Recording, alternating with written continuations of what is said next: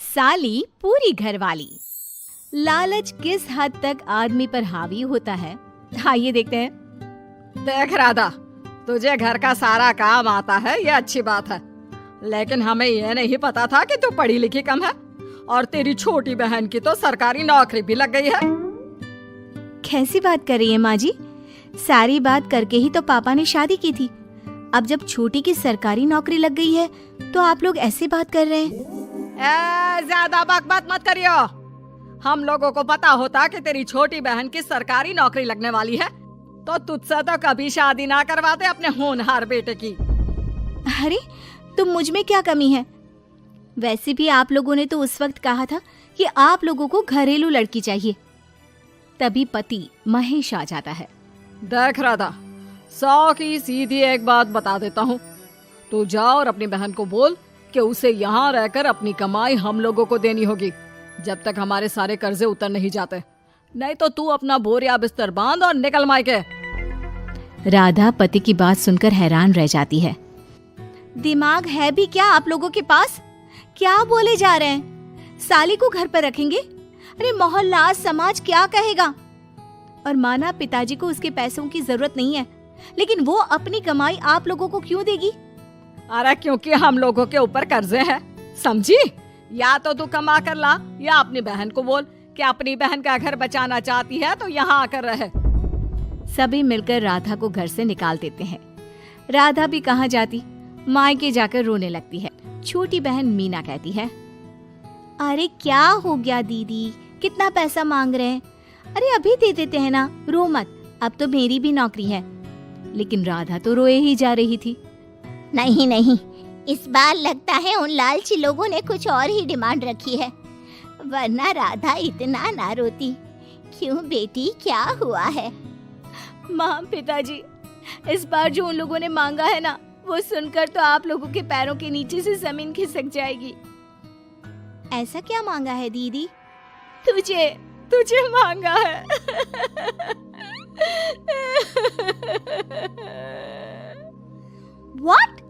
What nonsense! दीदी क्या बोल रही हो? समझ रही हो? हाँ, मेरी सास ये बोलकर भेजी है कि या तो मीना अपनी सारी कमाई उन लोगों को तब तक दे जब तक उन लोगों के कर्जे खत्म नहीं हो जाते, या फिर मैं मायके में जाकर रहूं यहाँ।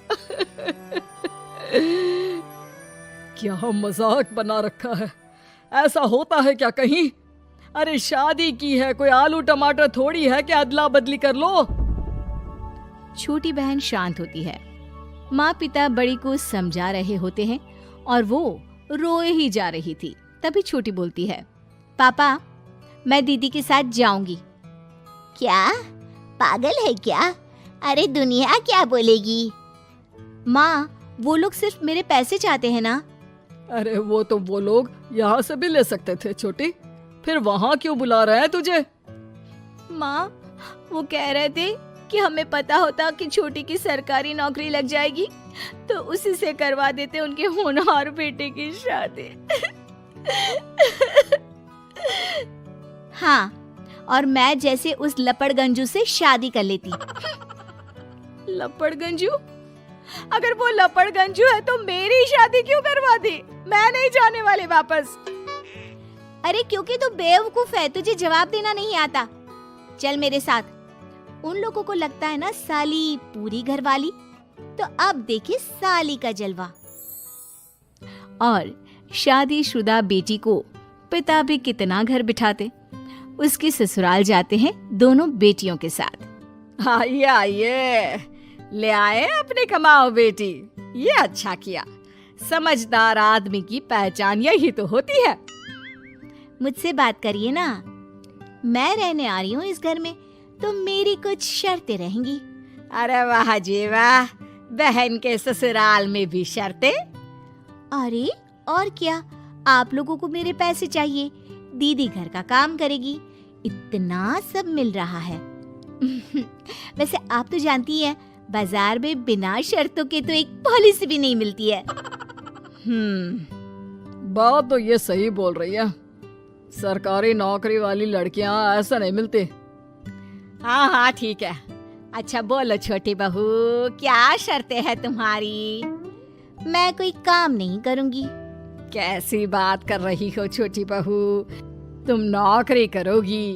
अरे लाखों कमाओगी कि घर का काम करोगी? घर के कामों के लिए है ना ये बड़ी। दूसरी शर्त, मुझसे कोई बदतमीजी से या ऊंची आवाज में बात नहीं करेगा।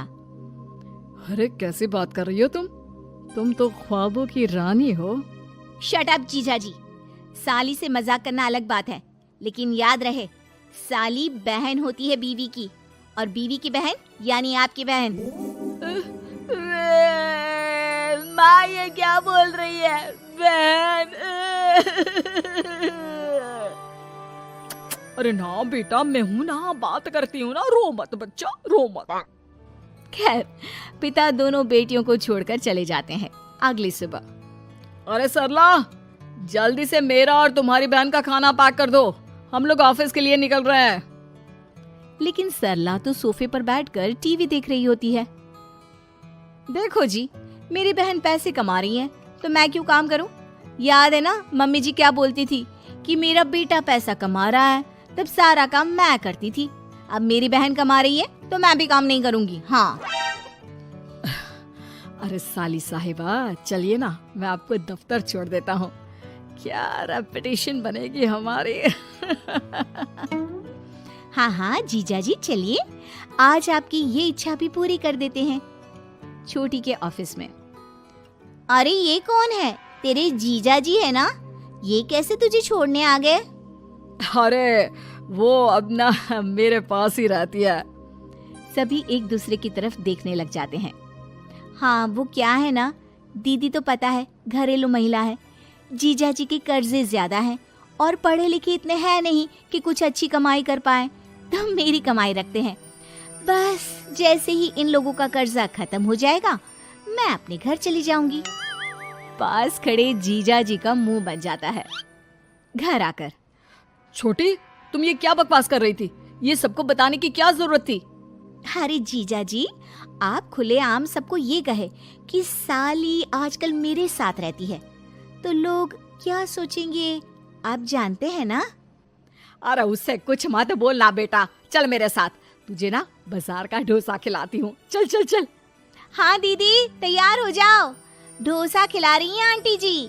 तीनों जा रही होती है कि पास मोहल्ले की कुछ औरतें वहाँ पर जमा रहती है। अरे लाजो बहन, बहू की बहन यहीं रह रही है क्या? हाँ हाँ, इसे भी रख लिया है। अब आप तो जानती ही हैं कि हम लोगों का दिल कितना बड़ा है। जी, इन लोगों का दिल उतना ही बड़ा है जितना इन लोगों का कर्जा। अब बेचारी बुढ़िया का बेटा लायक तो है नहीं और बहू की बहन की सरकारी नौकरी, तो ले आए घर अपने। इनका कर्जा अब मेरी कमाई से ही तो खत्म होगा ना। सबके सामने सास की भी बेइज्जती हो जाती है। घर आकर सास और बेटा दोनों छोटी पर बरस पड़ते हैं। बस, मैंने कहा था मुझ पर कोई नहीं चिल्लाएगा, मैं जा रही हूँ अब। अरे लेकिन, अरे जाने देना माँ, मुझे एक बात समझ में आ गई है, अगर हमें खुद पर विश्वास हो तो अपनी समस्याओं को हम खुद सुलझा सकते हैं, फिर हमें किसी की जरूरत नहीं है।